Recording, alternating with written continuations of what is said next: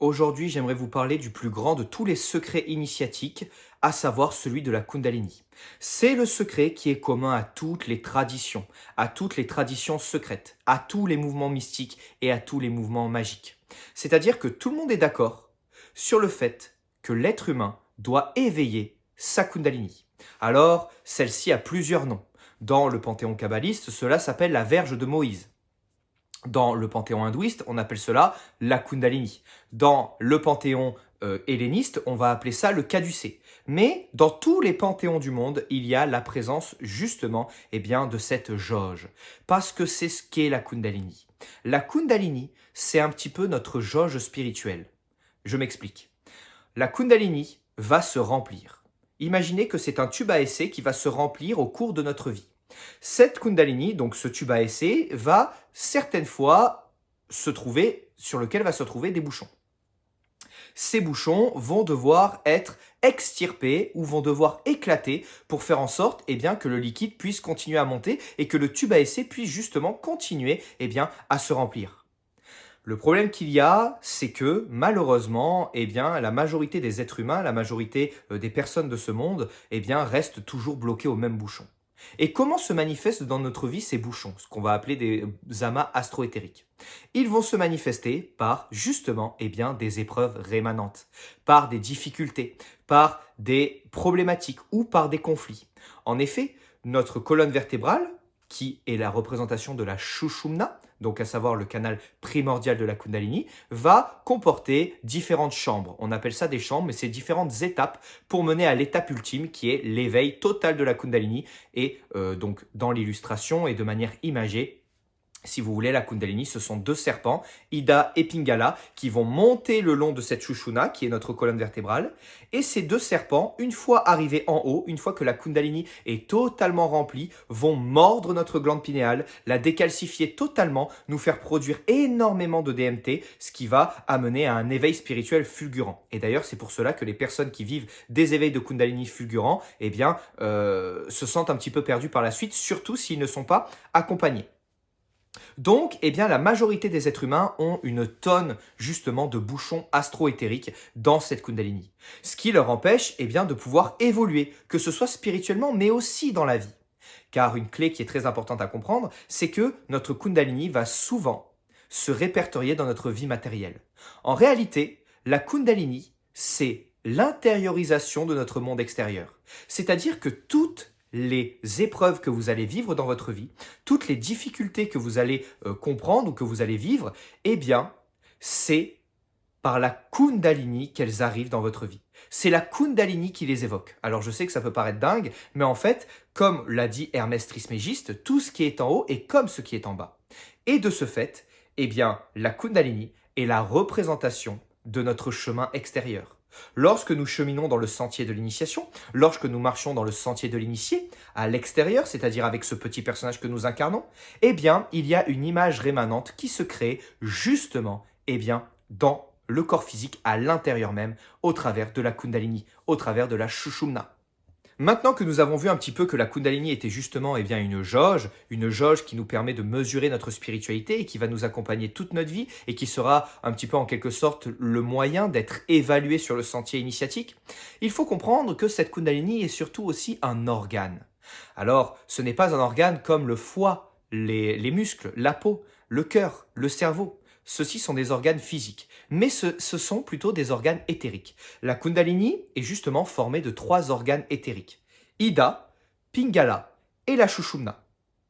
Ces 3 organes éthériques amènent justement à l'activation de la glande pinéale, qui est à la fois un organe physique, mais également un organe spirituel appelé le 3e œil.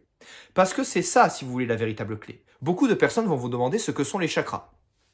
Beaucoup de personnes vont vous demander ce que sont la Kundalini. Vous pouvez simplement leur dire que ce sont les organes de nos corps spirituels. Parce qu'en réalité, nous avons un corps physique, un corps éthérique qui est juxtaposé justement à ce corps physique, et les organes de ce corps éthérique sont justement les chakras et la Kundalini.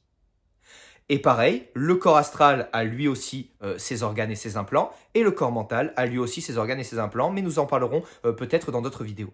Il est très important de comprendre ça, les amis, parce que la Kundalini, c'est véritablement un organe qui peut être malade. Et malheureusement, dans le monde dans lequel nous vivons aujourd'hui, surtout avec la consommation de fluor, eh bien, force est de constater que la majorité des Kundalini de ce monde, des êtres qui possèdent cette Kundalini, eh bien, est malade. C'est pour cela que les personnes ont justement des épreuves rémanentes. N'avez jamais-vous vu, connu ou entendu quelqu'un qui avait toujours le même problème? Que ce soit en amour, que ce soit en argent, c'est toujours le même scénario qui se répète sans cesse. Eh bien, ceci, les amis, est dû à une seule et unique chose, à un amas astro-éthérique de la Kundalini.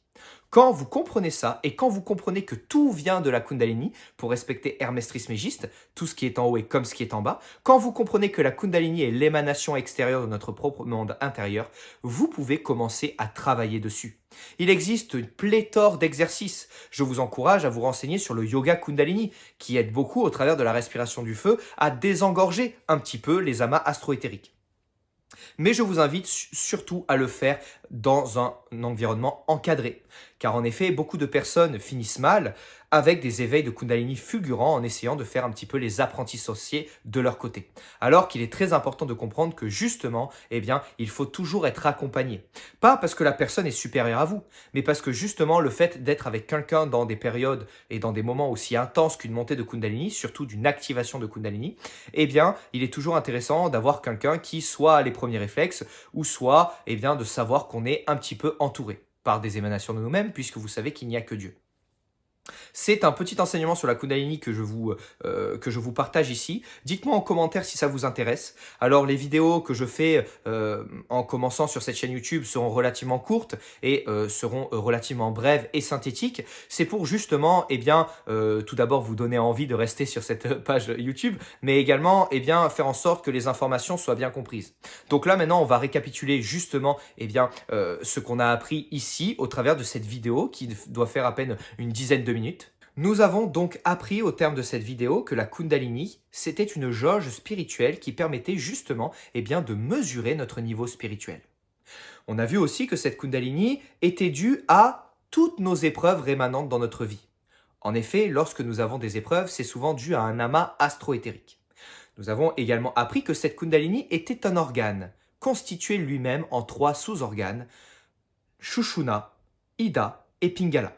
3 canaux qui sont la représentation de notre colonne vertébrale, c'est-à-dire qu'ils sont juxtaposés. La colonne vertébrale éthérique appelée la Shushumna va juxtaposer la colonne vertébrale physique afin eh bien, de manifester soit des douleurs physiques, soit des épreuves dans la vie de la personne qui vit cette illusion.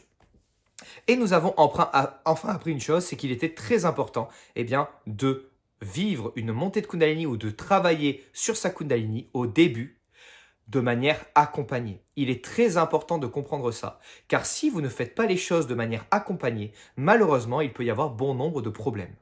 Dites-moi en commentaire si cette première partie sur la Kundalini vous a plu. J'ai essayé de faire bref, j'ai essayé de faire synthétique. N'hésitez pas à vous abonner et à commenter, à me dire également ce qui est perfectible si vous comprenez bien et si vous souhaitez des montages peut-être un petit peu plus complexes. Voilà, je vous remercie, que Dieu vous bénisse abondamment, que la divine providence vous apporte tout ce que vous souhaitez et que le sentier christique vous permette d'éveiller votre Kundalini eh bien, jusqu'au plus haut sommet. À très bientôt les amis.